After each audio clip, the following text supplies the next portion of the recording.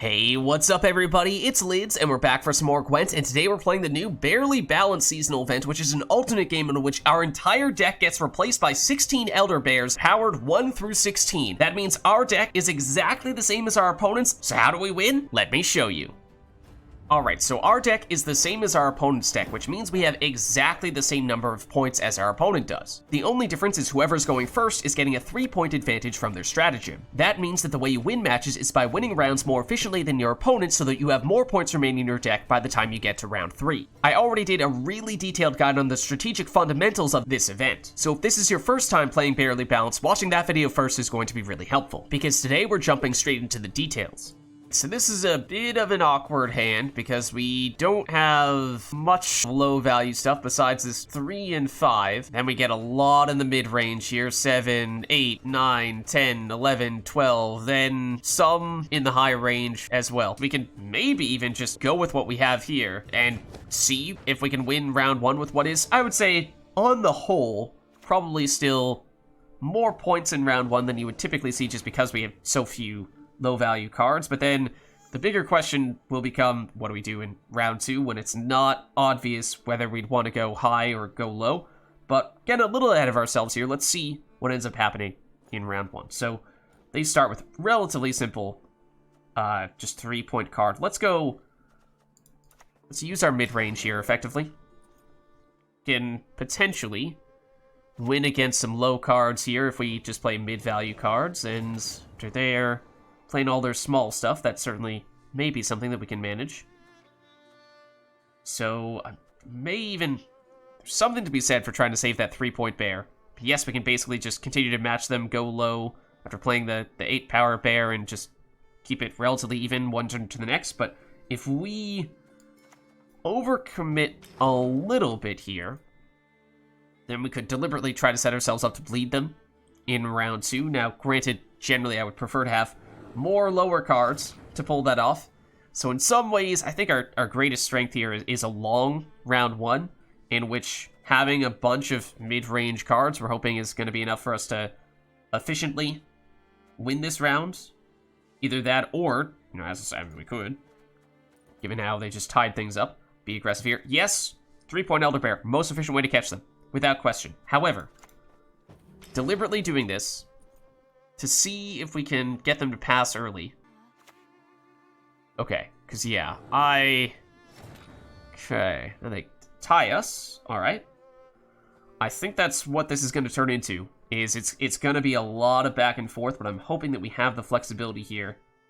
And if we're bold, we can try to save this 3-point Elder Bear toward the end of the round as a way to efficiently overtake them, rather than use it right here, right now. That is risky, because we could get trapped if Elder Bear at 3 power is...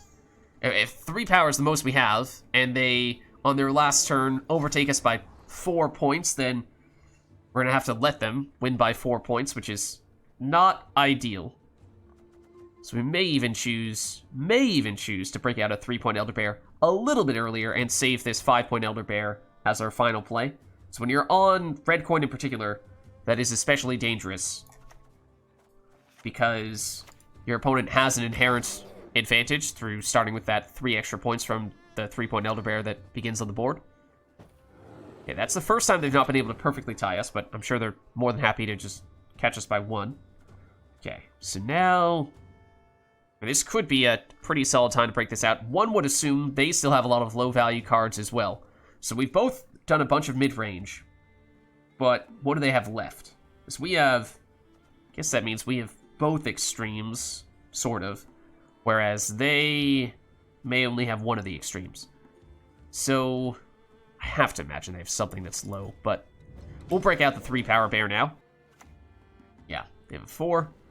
Might be the lowest card that they had left, in which case it's not a terrible time to break out the 5. That'd be the safe play, of course, but then if they do catch us efficiently, we run the risk of having to overcommit a lot with something really big. So let's break out something big now. And we're up by 11, which is a large margin, but we may be able to still make this work, because we will win by 11, which seems like a lot, and it is, but we can go pretty extreme here in either direction if we'd like to, depending on what we draw. Okay, and it's a bit of a guessing game here for us because we don't know what we're going to mulligan into. We drew into a 2-point Elder Bear, which is great, because we could go very low. Oh, in fact, yeah, so if we draw into these two, then we have very low, and we could try to bleed them, but if we draw into that 15, then we could try to push 2-0, as we are on even cards here. So, your guess is as good as mine. Okay. Didn't want that 15, but this could certainly work. So let's double check our margin here. We were on red coin, despite the fact that the color is blue, extremely misleading. But, so that means we won by 11. They had a 3-point advantage. The margin is 14. We need them to win this round by more than 14. So that is a lot. That is a lot. We're going to start at 12.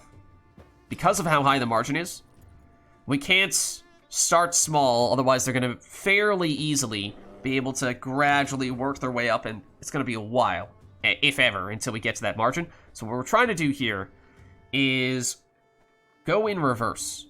So they caught us by 2, which is efficient, but now we're going to check to see if they're ready to go down efficiently.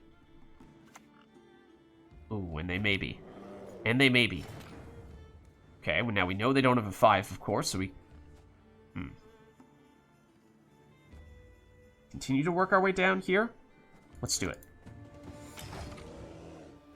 Of course, we won round 1, so they had to decide which direction they thought we were going to go in. They may have guessed correctly. They may have guessed correctly. So we could potentially bluff here a bit. Not sure they'd fall for it, but if we go for the 2... that means we tie them, which obviously, well, I mean, they can't tie. Because if that happens, then since we won round 1, we win the match. So they are still forced to play here. 7. Okay. So here we go to the 1, because they are up by 7, which is, I believe, the largest margin we've seen thus far in this round. So we still have this. We can potentially, if they go really small, still catch them with a 15-point Elder Bear. Or this may have been just enough. That's what, 18? Yeah, it's 18. Okay, so that is past the margin, which means we pass now, and we've won.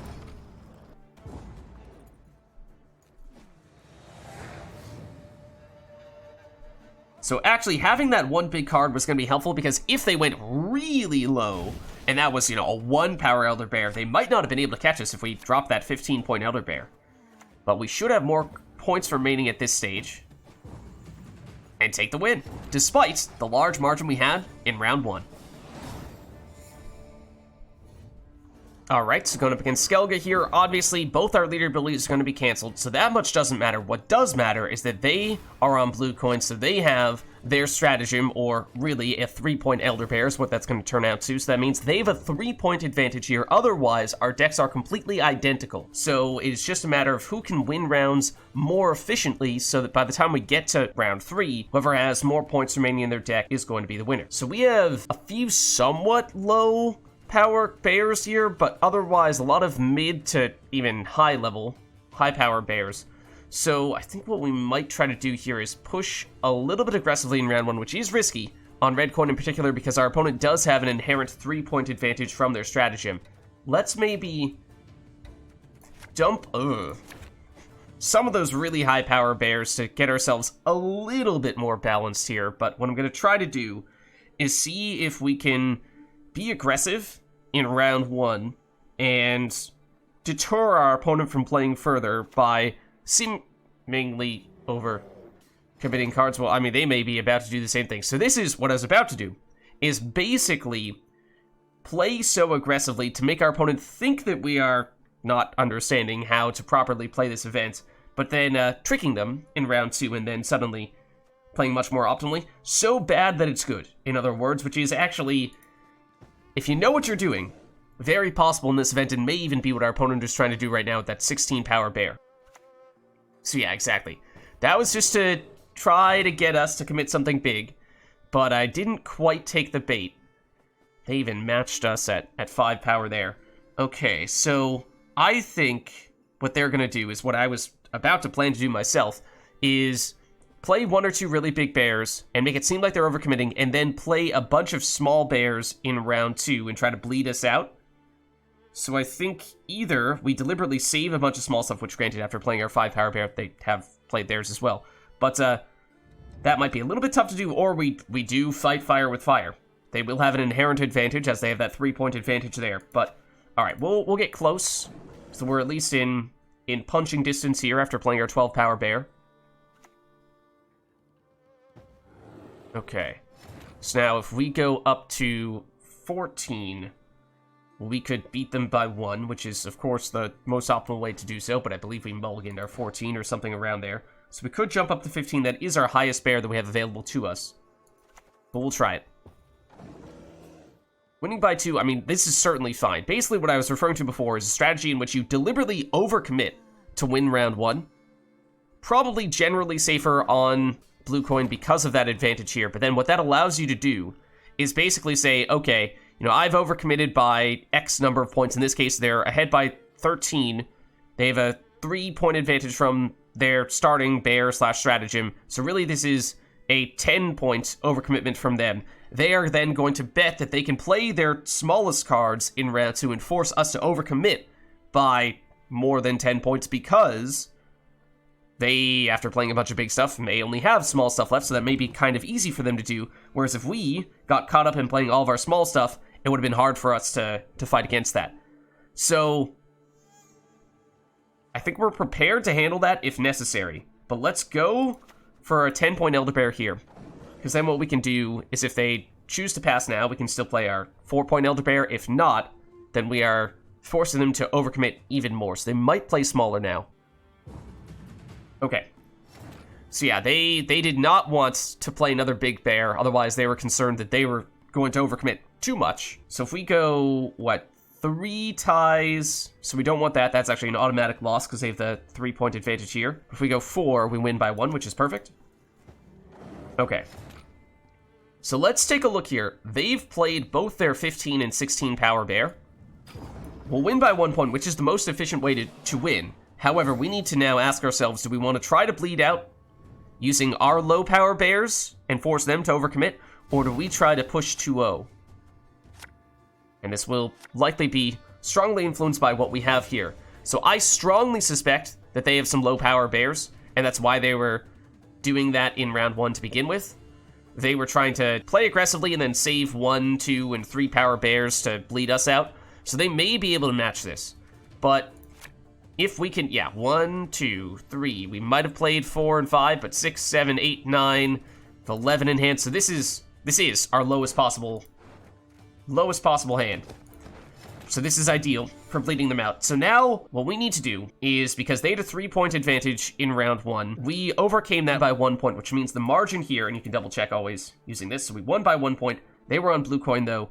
So they started with 3 more points than us. The margin is 4. Basically, if they have to overcommit by more than 4 points in round 2, then we will win. So our goal here is to bleed all that stuff out. What we will do is a strategy that I like to refer to as climbing the ladder. That being, start with one of your lower cards. At a 7-point bear, they now need to play higher than this in order to pass us. So they'll play an 8. Then we play our 8s. We are, quote-unquote, again, climbing the ladder, going up by 1 point every turn. And so every turn we're going to see, are they going to have to overcommit hero again? Are they going to have to play 9? Because you'll see, at first, they played 1 more point than we did. Now they played 2 more points than we did. So if we keep on going up, now they're going to have to play 3 more points than we did to win this round. Until eventually, we may force them, if we keep on going this route, to play something bigger than just a card that was 1 point higher than what we played. In which case, at that point, we likely win. Now, we don't have our 10-point bear, so we'd have to jump up to 11. So that's basically what we want them to have to do. But, this could be enough if you just have enough cards in a row to keep on playing this. They keep on having to overcommit 1 point every turn until eventually you do bleed them dry. However, I deliberately did not play our absolute lowest cards. So I oftentimes like to start with one of, but not quite the lowest, climb the ladder a little bit, and then reverse it up a little bit. Assuming that they may have led off with some of their smallest cards. Now, do they have the 1, 2, the 3, or are they going to be forced to play something big, in which case they are in serious trouble here. So they did have something relatively small, Although they would have ideally played smaller still, because although that was only 1 point higher than the card we played, remember, if they keep on doing that, then they are going to lose here. In fact, if we go 2, I mean, we can keep on going down here. If they don't have something small on this turn, we win. Remember, the margin was 4, and now they are ahead by 9, which means we have 1, which means we should immediately pass here. This is another big mistake that a lot of players make. They keep on playing when they've already won, and if we are to play further, we give them a chance to get the right combination of numbers, because maybe they couldn't get to the right point with just 1 bear, but if we play, say, R11, then suddenly they might have the perfect number to pass us by 1 point. So as soon as you have seen your opponent pass the threshold at which you will win, pass immediately. Because now we know we have more points remaining in round 3. So we have automatically won here. The one exception to that automatic immediately pass thing is that if you are going to have some cards still remaining in your deck because you had a short round 1 or a short round 2, then those cards will remain in your deck at the end of round 3. So just make sure you will draw and play all of them. And if that is the case, then you will guarantee to win. Alright, so another match, this time on red coin. So we have our 1 power bear, 2 power bear, no 3 or 4, but 5 and 6. So we have, and no 7, but 8. So we're pretty low power at the moment. So we may be looking for a long round here in which we play a lot of our low stuff, or at least middle of the pack stuff. Yeah, let's get rid of some of our more middle of the pack stuff, in fact. Okay. So now, I mean, best case scenario is you win the round with some of the middle to possibly even high-ish power cards, and then bleed out in round 2 with the little stuff, the 1, 2, 3, 5, and 6. Because obviously our opponent can't really go any lower than that, especially if they've already committed their 1 power bear. So let's jump up to 9, because that is high enough that wouldn't be of much value to us in round 2 as a bleeding tool to us. But it is perhaps still high enough to scare them a little bit in round 1. Okay, they'll go 9 though. So yeah, just playing 1 big card, oftentimes, just playing 1 big card is often not enough to scare your opponent much. But I think generally playing 2 big cards at that point starts to make them question how aggressively they should be pushing in round 1. But they're willing to do it. They are willing to do it. Now, we do need to be careful, because if they start doing stuff like this, passing us by a small number, and then we are trapped at the end of the round with just our little stuff remaining, then we need to make sure we don't let them win by 3 or less. Otherwise, that 3-point advantage they had from being on blue coin becomes the deciding factor. So need to be a little bit mindful of not getting caught with any of the extremes here. But we could go, what, up to, if we want to go less extreme, we could go for a 5 power bear, and that's a relatively efficient way to overtake them. I think we can still go 8. Still sort of a middle of the pack. It's still a relatively efficient way to pass them, but that probably means they are fine with playing further, as this is not that difficult for them to keep on going at this stage. But they go big at 13. Means they're up by 8, which means it would be relatively difficult for us to catch them. However, there is a very creative way that we could do so. It does require that they are not super familiar with this strategy, but I think we might be able to sneak this one past them. So, we're going to deliberately... Wait, how much do we need? We need... They're up by 8, so we need 9. So what is the most efficient way to do that? Is probably these 3. So let's play our 1. Our goal here is for them to pass. It's for them to think, okay, they're in the lead. We would have to go potentially multiple cards down to catch them. Okay, but it did require that they pass, likely on that turn. Okay, fair enough. At the very least, you know, holding onto that 1 power bear, especially on red coin in round 1, is dangerous. So, not a terrible thing, I suppose, if we were to dump that. And we may still look to do something similar here. Basically, I'm looking to potentially play more cards to pass them, go multiple cards down, that is, and then dry pass in round 2 and force them to play something relatively big. They obviously need to play something to win round 2. So now at this point, let's see, we need 10 points to most efficiently catch them. This is 8, 10. Yeah, this still works. So still want them to pass. Still gonna try to make this work. They're not cooperating. Okay, 11-point lead means 12 points is the most efficient way to pass. I mean, we don't technically need to pass them perfectly, but obviously, closer it is, the better the margin is for us. So this is what, 8, 14, which is not terrible.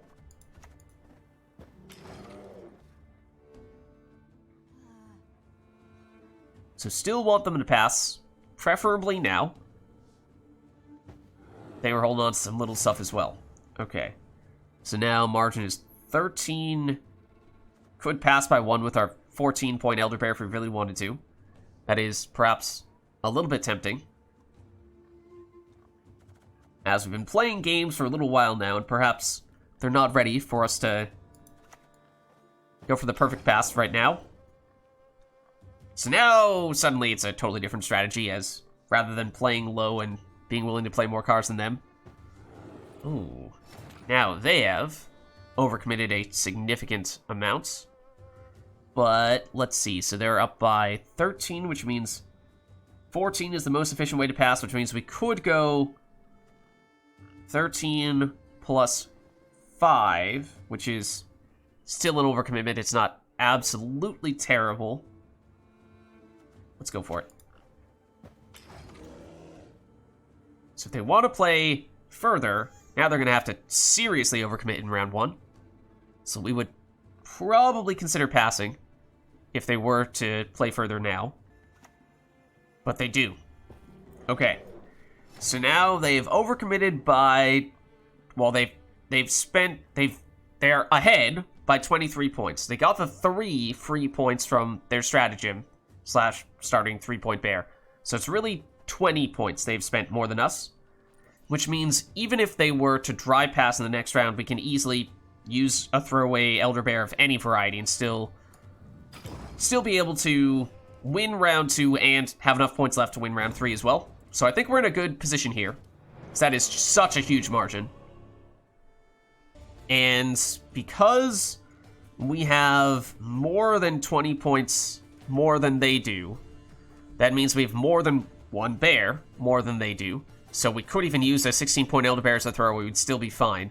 But I think they'll try to bleed us out here, and they're probably going to try to go low, in which case, I guess we dump you. I think this is maybe the right way to go here. I think we may still have more points than they can possibly have, especially since we've 1 more card than they have. And if they try to push 2-0, we at least have the 16. We do have some low stuff here. Yeah. Yeah, actually, I think in this case, when we have so many more points than they do, then I think you can actually be pretty safe with keeping high-value cards, because that means that even if you have some of your highest value cards, you still have more remaining in your deck than your opponent does. So that last mulligan we were just talking about may have been a bit of a mistake. We'll see if we get punished for it. Okay, they go 3 power. So, love to see that, because we did have at least some small stuff here. So, we have a huge margin to work with. It's 20 points, right? So, we could go for our most efficient Elder Bear here.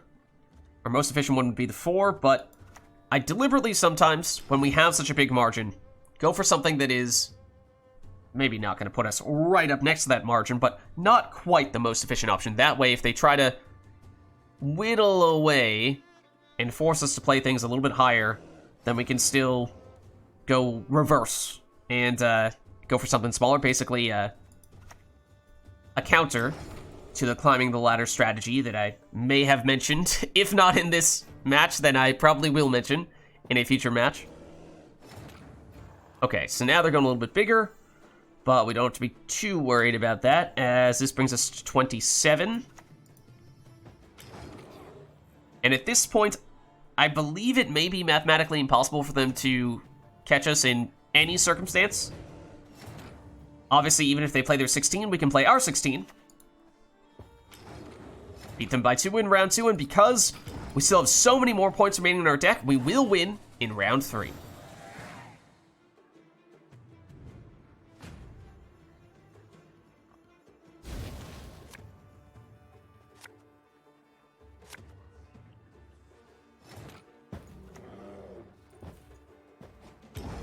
And there it is.